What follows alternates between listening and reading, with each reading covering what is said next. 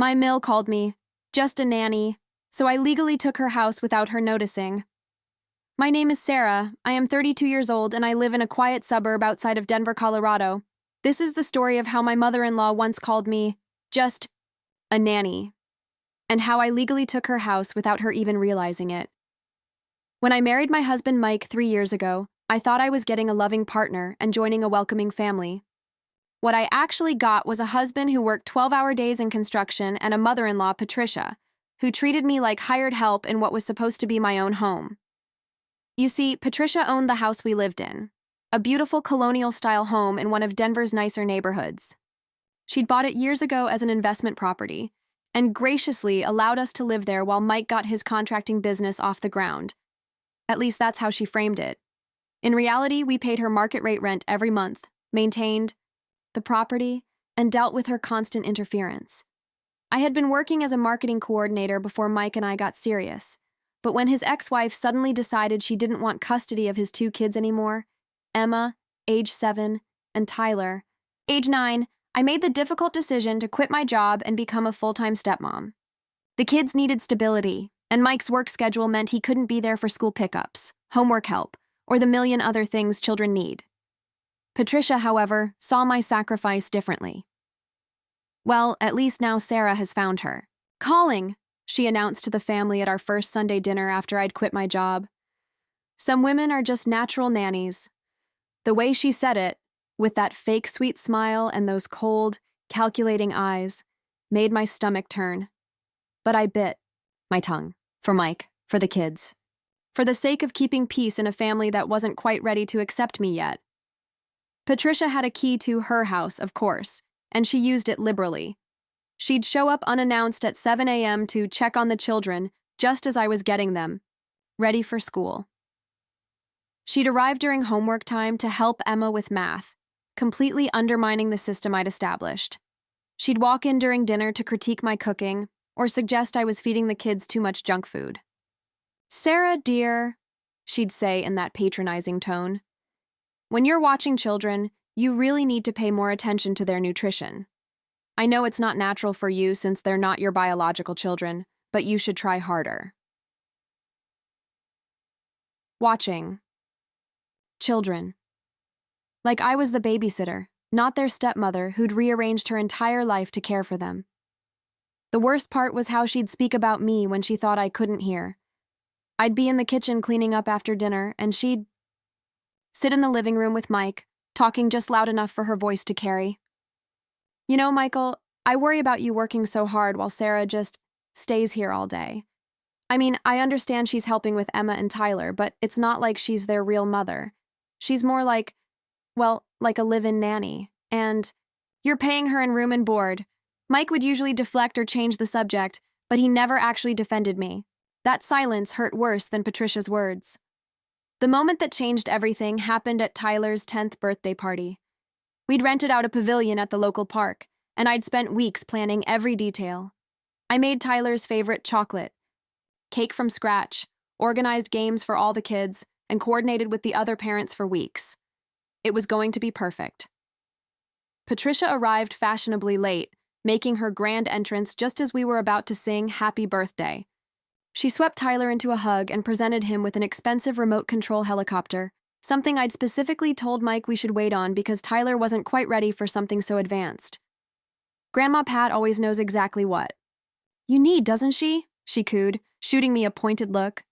Then came the moment that I replay in my mind whenever I need motivation. One of the other moms, Karen, complimented the party decorations and asked who'd planned everything. "Oh, this?" Patricia laughed, waving her hand dismissively. "Sarah here organized it. She's wonderful with parties. It's what she does. She's basically the children's nanny, so she handles all these sorts of events. I'm just so grateful Michael found someone so capable." The way she emphasized nanny made it sound like an insult. The other parents exchanged uncomfortable glances. Emma tugged on my sleeve and whispered, "Why did Grandma Pat call you our nanny? You're our stepmom." I knelt down to Emma's level, forcing a smile. "She just misspoke, sweetheart. Why don't you go play with your friends?" But inside, something had crystallized. I was done being treated like the help in my own life. I was done being dismissed, undermined, and humiliated. Patricia wanted to play games? Fine. But she had no idea what she was up against. That night, after the kids were asleep and Mike was passed out from exhaustion, I sat at my laptop and began researching. If Patricia was going to treat me like an employee, maybe it was time. I started thinking like one, a very strategic, very thorough employee who was tired of being underestimated. I started with public records. Property records, tax documents, anything I could find about Patricia's financial situation. What I discovered was fascinating. Patricia Carmichael, age 67, owned 3 properties in the Denver metro area. Our house, a condo downtown that she rented out, and her own home in an upscale neighborhood. On paper, she looked financially secure. But when I dug deeper into court records and lien searches, a different picture emerged. 2 years ago, Patricia had co-signed on a business loan for her brother's failed restaurant. When the business went under, she'd become responsible for a significant debt, nearly $180,000. She'd been making minimum payments, but the interest was eating her alive. More interesting was what I found when I cross-referenced the property deeds. The house we lived in wasn't just an investment property. Patricia had used it as collateral for multiple loans over the years. She'd refinanced it twice, taken out a home equity line of credit, and the current mortgage balance was actually higher than the home's current market value. She was underwater on the property and barely keeping up with payments. But the real goldmine was a document I found buried in the county clerk's records from 6 months ago. Patricia had signed something called a right of first refusal agreement with a local investment company. Essentially, if she ever decided to sell any of her properties, this company had the legal right to match any offer and purchase the property themselves. The kicker?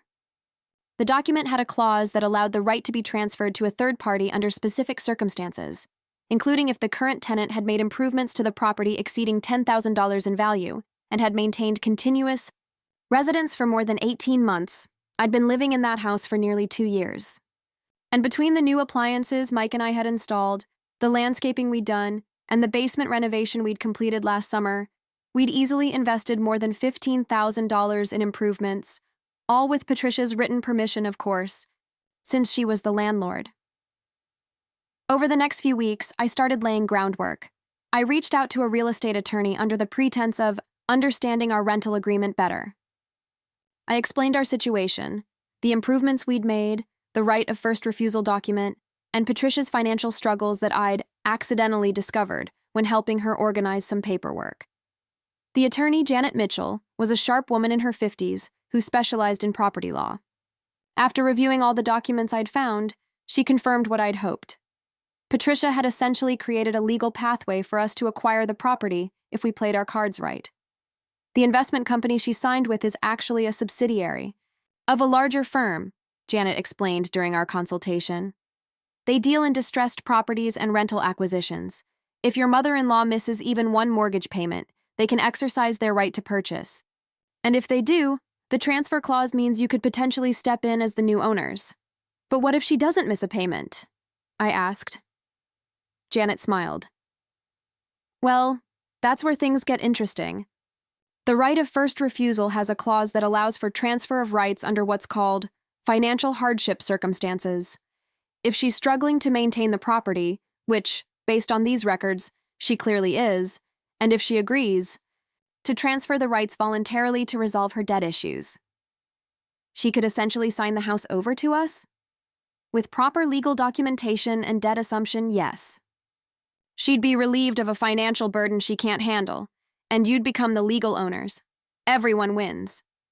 Except Patricia would lose her leverage over us forever. And given how much she loved using that house as a weapon to control our lives, that felt like the perfect revenge. The first part of my plan was simple: become indispensable while documenting everything. I started keeping meticulous records of every conversation with Patricia, every demand she made, every time she used her ownership of the house to manipulate us. I also began subtly highlighting her financial stress. When she complained about her property taxes going up, I'd offer to help her organize her paperwork. When she mentioned struggling with the mortgage on her downtown condo, I'd suggest she might want to consider restructuring her portfolio. You know, Patricia, I said one afternoon as we sat in her kitchen going through a stack of bills, with your extensive real estate holdings, you might benefit from consulting with a financial advisor, someone who specializes in property management and debt consolidation. She looked up from the bills, her face tight with stress. I've been managing my own finances for 40 years, Sarah. I don't need some stranger telling me what to do with my money. Of course not, I said gently. I just meant that sometimes a fresh perspective can help identify opportunities we might miss when we're too close to the situation. I'd planted the seed. Over the following weeks, I continued to water it. I'd mentioned success stories I'd read online about people who'd simplified their property portfolios to reduce stress. I'd casually bring up conversations I'd overheard at the grocery store about people refinancing or consolidating debt. Meanwhile, Patricia's relationship with Mike was becoming more strained.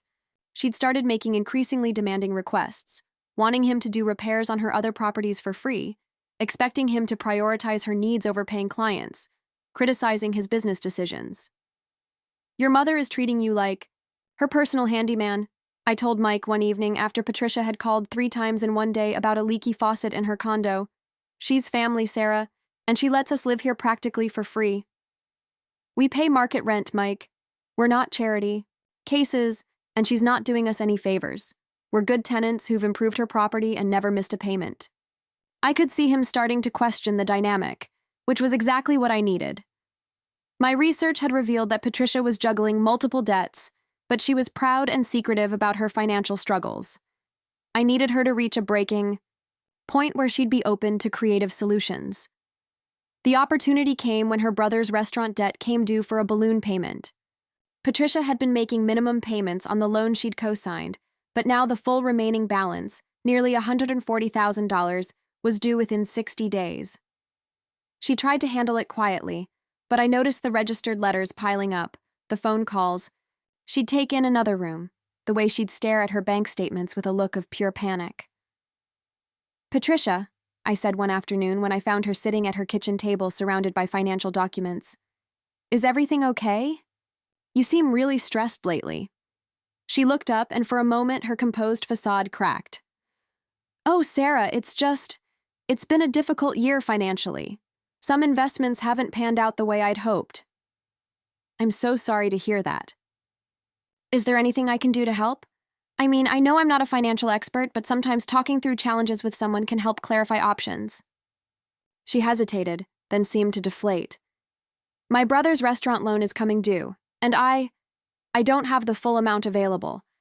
I've been trying to figure out how to refinance or restructure, but my credit has taken some hits this year. What about your properties? You have significant equity built up. That's just it, I don't. I've leveraged most of my equity over the years for various investments. The house you and Michael live in is actually underwater on the mortgage. The downtown condo barely breaks even after expenses. And my own home, well, it's my primary residence. I can't risk losing it. This was it, the opening I'd been waiting for. Patricia, can I ask you something without you taking it the wrong way? What is it? Have you considered that maybe having 3 properties is creating more stress than wealth at this point? I mean, you're managing 3 mortgages, 3 sets of property taxes, maintenance on 3 buildings. What if simplifying could actually improve your financial situation? She was quiet for a long moment. I've thought about it, but selling in this market, and the capital gains taxes. It's complicated. What if it didn't have to be a traditional sale? Over the next few days, I let Patricia think about our conversation while I finalized the details with Janet, my attorney. We crafted a proposal that would seem like a win-win solution to Patricia while achieving exactly what I wanted. The plan was elegant. Patricia would transfer ownership of our house to Mike and me in exchange for us assuming the underwater mortgage and taking over all payments and responsibilities. She'd be relieved of a financial burden she couldn't handle, and we'd become homeowners instead of tenants. But the beauty was in the details. The transfer would include a clause that Patricia could continue to visit as family, but she'd no longer have any legal rights to the property. No more surprise visits, no more using homeownership as leverage. No more treating me like hired help in my own home. Patricia, I said when I found her reviewing bills again the following week, I've been thinking about our conversation, and I might have an idea that could help.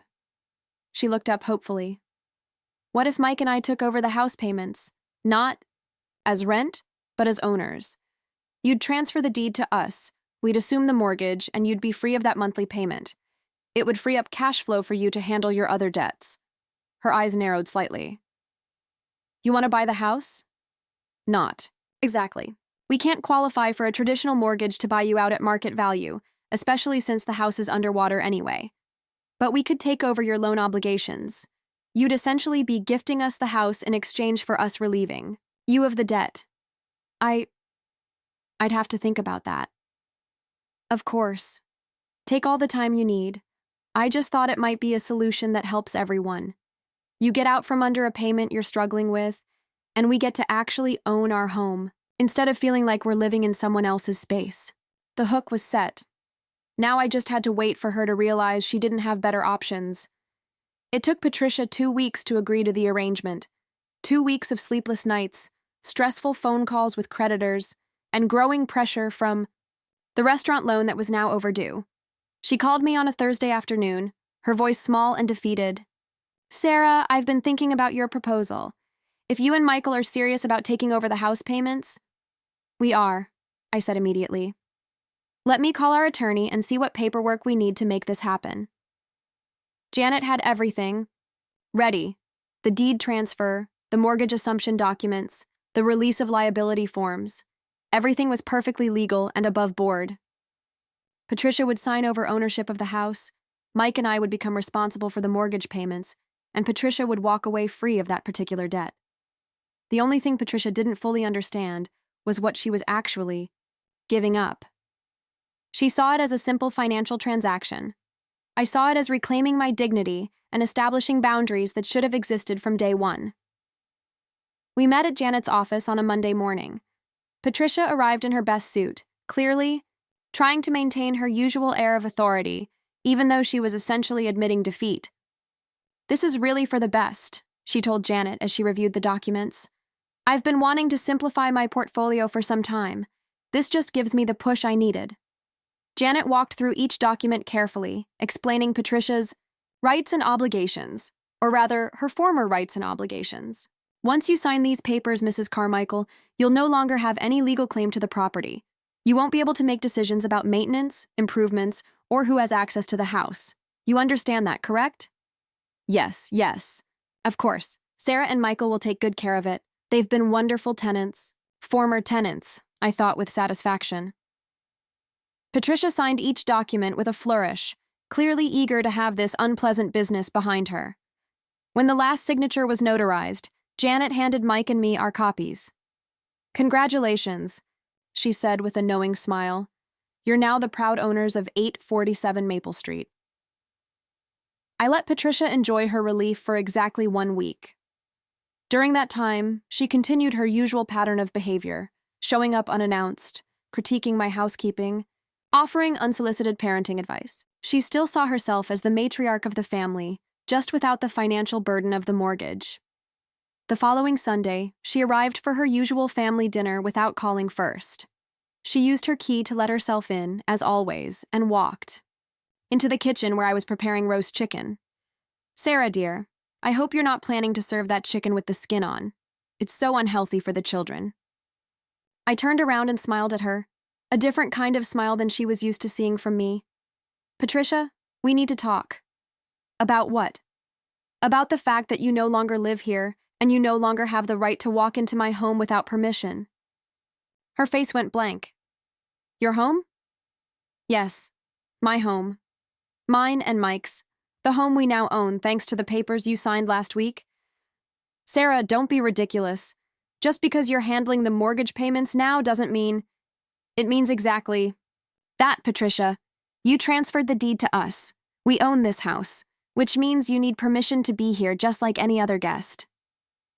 I walked to the kitchen drawer and pulled out a copy of the deed transfer, placing it on the counter between us. I don't understand, she said, her voice getting smaller. You signed over ownership of this house to Mike and me. We are no longer. You're tenants. You are no longer our landlord, and you are no longer welcome to treat me like hired help in my own home." Patricia's face went through a series of expressions: confusion, disbelief, anger, and finally, a dawning realization of what had actually happened. You tricked me. I presented you with a legal solution to your financial problems. You chose to accept it. Everything we did was completely above board and properly documented. But I didn't realize. You thought you could continue to control us even after giving up ownership? You thought you could keep treating me like the nanny while we paid your mortgage? Patricia, you underestimated me from day one. You saw what you wanted to see: a weak woman who would accept your abuse indefinitely. Mike chose that moment to walk into the kitchen, probably drawn by the sound of our raised voices. "What's going on here?" "Your mother is upset because she's just realized that she no longer owns this house," I said calmly. Mike looked between us, confusion clear on his face. "Mom, you knew that when you signed the papers." "I didn't realize it meant. I thought we were family. I thought I'd still be welcome here." "You are welcome here," I said, and Patricia's face brightened hopefully. "As a guest, who calls first, who respects our rules, who treats me with the same respect she'd show any other homeowner." The hope faded from her eyes as the full implications hit her. "You can't do this. I've been part of this family for—" "Patricia," I interrupted. "You spent 2 years telling me I was just the nanny. You treated me like an employee in what you claimed was your house. Well, now it really is my house, and I'm setting some employee policies of my own." The transformation didn't happen overnight, but it was swift and decisive.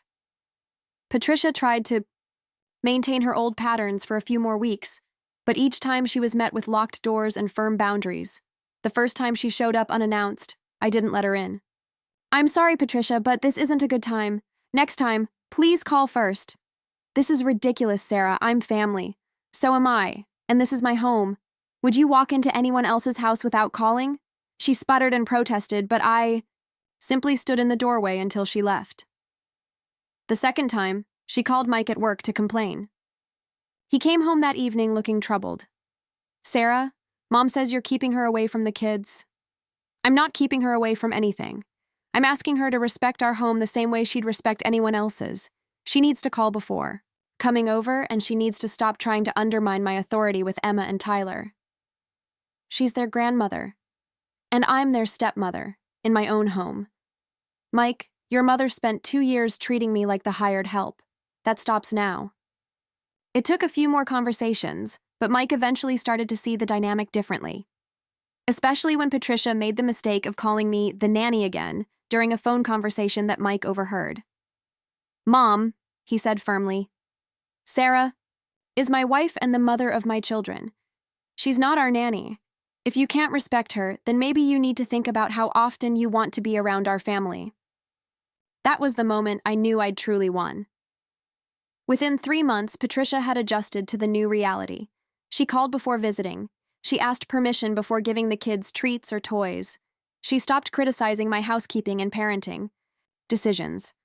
Most importantly, she stopped treating me like an employee and started treating me like family, real family, not the kind of family member you abuse because you think they can't fight back. The financial benefits were enormous, too. Patricia's mortgage payment had been $2,800 per month, but because we'd assumed an underwater loan, our actual monthly payment was only $2,200. We were saving $600 per month compared to what we'd been paying in rent, and we were building equity. Instead of just covering Patricia's expenses, I used the extra money to start a consulting business, helping other women navigate complex family dynamics and property issues. Turns out, my experience with Patricia had given me insights that a lot of people found valuable. The business took off faster than I'd expected.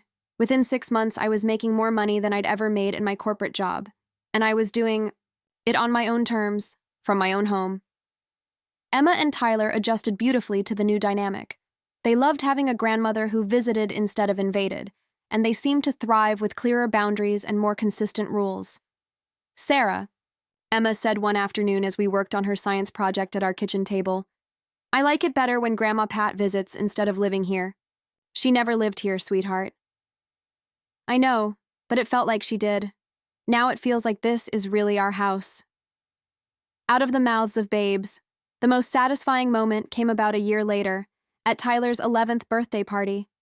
We held it in our backyard, and I'd spent weeks planning every detail, just like the year before. Patricia arrived exactly on time, carrying a beautifully wrapped gift that I knew she'd chosen carefully and considerately. She complimented the decorations, helped serve cake, and was genuinely pleasant to be around. When one of the other moms asked who'd organized the party, Patricia smiled and said, "Sarah did all of this. She's an amazing mother and an incredible hostess. Tyler and Emma are so lucky to have her." No mention of nannies, no backhanded compliments, just genuine respect and appreciation. Later that evening, after the guests had gone home and the kids were in bed, Patricia helped me clean up the kitchen. As we worked side by side in comfortable silence, she finally addressed the elephant in the room. "Sarah, I owe you an apology. I looked up from loading the dishwasher." "For what?" "For how I treated you those first 2 years. I was threatened by you, I think." Michael had never been with someone who was so good with the children, so capable around the house. I felt like I was being replaced as the important woman in his life. "Patricia, you're his mother. I could never replace that. I know that now, but at the time I felt like I needed to assert my position in the family. I handled it badly." "You called me the nanny." "I called you the nanny because I was trying to diminish your role. I was trying to convince myself, and everyone else, that you weren't as important as you actually were. It was the closest thing to a real apology I was likely to get, and honestly, it was enough. Thank you for saying that. And thank you for teaching me that actions have consequences. I spent 2 years treating you like you didn't matter, and you showed me that you mattered more than I ever realized." We finished cleaning in silence, but it was a different kind of silence than before. It was the silence of 2 women who'd found their way to mutual respect through a very unconventional path. Looking back now, I realize the house was never really about the house. It was about respect, dignity, and refusing to accept a role that diminished who I was. Patricia had tried to reduce me to just a nanny because it made her feel more important, more central to her son's life.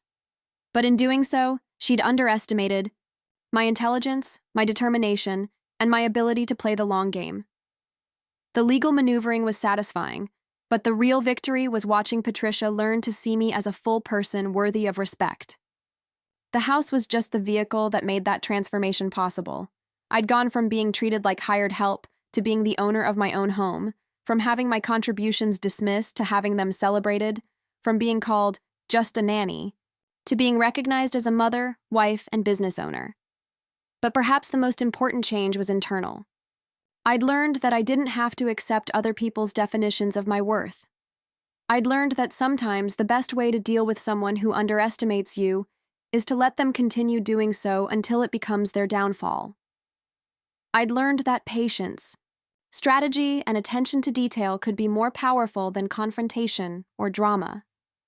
And I'd learned that sometimes the sweetest revenge isn't about hurting someone else. It's about creating a life so good that their opinion of you becomes irrelevant. Patricia still visits regularly. She's actually become a wonderful grandmother now that she's not trying to be the household dictator. The kids adore her, Mike respects her, and I genuinely enjoy her company. She never calls me just a nanny anymore. In fact, she introduces me to her friends as Sarah, my brilliant daughter-in-law who owns that beautiful house on Maple Street. And every time she says it, I smile and remember the look on her face when she realized that the woman she'd dismissed as just a nanny had outplayed her completely. The house is just a house, but what it represents, my refusal to accept disrespect, my ability to think strategically, my determination to create the life I deserve, that's worth so much more than any property value. And that, everyone, is my story. It was a wild ride, but I wouldn't change how it ended. What would you have done if you were in my shoes? I'm really curious to know, so tell me down in the comments below. Have you ever experienced anything remotely similar, or had a moment where you just knew you had to take a stand? I'd love to read your experiences if you're comfortable sharing. If you found this story satisfying and you're hungry for more, please do me a huge favor and hit that subscribe button. Give this video a big thumbs up and don't forget to click the notification bell so you won't miss out on the next one. Thanks for listening.